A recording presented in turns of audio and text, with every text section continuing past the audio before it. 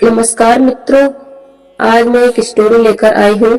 जीवन में सब कुछ खोकर भी जो मुझे पा जाए। एक विशाल पर्वत श्रृंखला के बीच एक छोटा सा गांव था। धुंध से ढका, बादलों में लिपटा और शांति से भरा हुआ था। इस गांव में लोग साधारण जीवन जीते थे, लेकिन हर दिल में एक ही सवाल था, जीवन का असली सुख क्या है। गांव के किनारे बूढ़ा संत रहते, नाम था प्रभानंद। उनका चेहरा झुर्रियों से भरा था, लेकिन आंखों में असीम शांति और करुणा थी। वे कभी जोर से बोलते नहीं, पर जो भी उनके पास बैठता उसके दिल का बोझ हल्का हो जाता। एक दिन गांव में एक व्यापारी आया, नाम था अरुण। अरुण के पास सब कुछ था, महल जैसा घर, गहनों से भरा खजाना, सेवकों की मौज, लेकिन फिर भी उनके चेहरे पर एक अजीब सी थकान थी। वह प्रभानंद के पास गया और बोला, बाबा, मैंने जीवन में कुछ पाया है, धन, मान, यश, लेकिन फिर भी दिल खाली है। मैं चैन क्यों नहीं पा रहा। संत ने मुस्कुराकर बोला, बेटा, जो तृप्ति तुम खोज रही हो वह किसी चीज को पाने से नहीं मिलती, वह तो खोने में छुपी है। अरुण चौंक गया, खोने में? पर बाबा, जिसने खोया वह तो दुखी होता है। संत ने कहा, दुख तब होता है जब हम खोने को हानि समझते हैं, लेकिन अगर खोना हमें अपने असली स्वरूप के करीब ले जाए तो वही खोना सबसे बड़ा लाभ है। कुछ दिनों बाद अरुण के जीवन में तूफान आया। उसका व्यापार डूब गया, महल बिक गया, लेकिन सेवक चले गए और एक एक कर सारे दोस्त भी मुंह मोड़ने लगे। वह सड़क पर अकेला रह गया।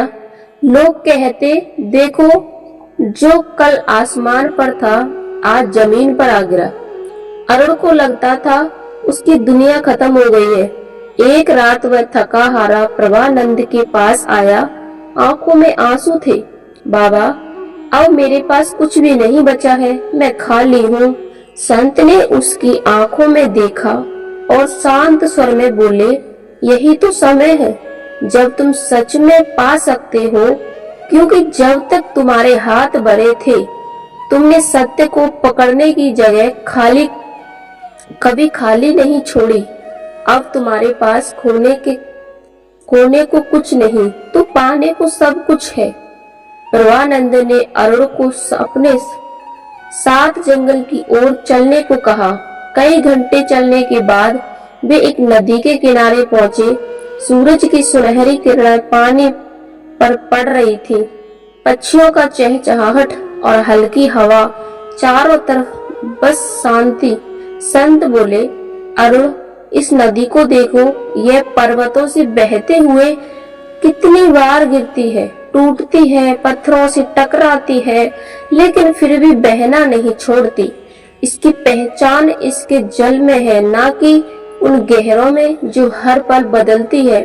इसी तरह तुम्हारी असली पहचान तुम्हारे धन, यश, रिश्तों से नहीं है, वह तो तुम्हारे भीतर की आत्मा है। अरुण ने पहली बार महसूस किया कि वह जो मैं समझता था वह सिर्फ उसके आसपास की चीजों का नाम था, ना कि उसका असली स्वरूप। संत ने कहा, बेटा, यदि कोई तुम्हें तब भी अपना ले जब तुम्हारे पास के लिए कुछ ना हो, वह सच्चा है। यदि कोई तुम्हें तब भी याद रखे जब तुम इस दुनिया में ना रहो, वह सच्चा है। और यदि तुम खुद को तब भी सम्मान दो जब तुम्हारे पास कोई पहचान ना बचे, तो समझो तुमने सब पा लिया। अरुण धीरे धीरे बदलने लगा। अब वह दूसरों की मदद करने लगा, गरीबों को खाना बांटता, बीमारों के पास बैठता और बदले में कुछ नहीं चाहता। पहले जो चेहरे उसकी ओर पीठ मोड़ ले चुके थे, वे भी अब मुंह मोड़कर उसे देखने लगे। लेकिन अब अरुण को उनसे उम्मीद नहीं थी, सिर्फ करुणा थी। कई साल बाद जब अरुण स्वयं एक संत सा बन गया, तो एक युवक उससे मिलने आया और बोला, गुरुजी, जीवन का सबसे बड़ा धन क्या है? अरुण ने मुस्कुराकर कहा, बेटा, जीवन में सब कुछ खोकर भी जो तुम्हें पा जाए वह सबसे बड़ा धन है। और अगर तुम्हारा अपना स्व हो, तुम्हारी आत्मा की शांति, तो उससे बड़ा कोई खजाना नहीं। यह कहानी सिखाती है कि जीवन का असली सुख पाने में नहीं बल्कि खोने के बाद अपने असली स्वरूप को पहचानने में है, क्योंकि जो हमें तब भी अपना ले जब हमारे पास देने के लिए कुछ ना हो, वही सबसे बड़ा, सबसे सच्चा है और वही हमें पूरा कर देता है।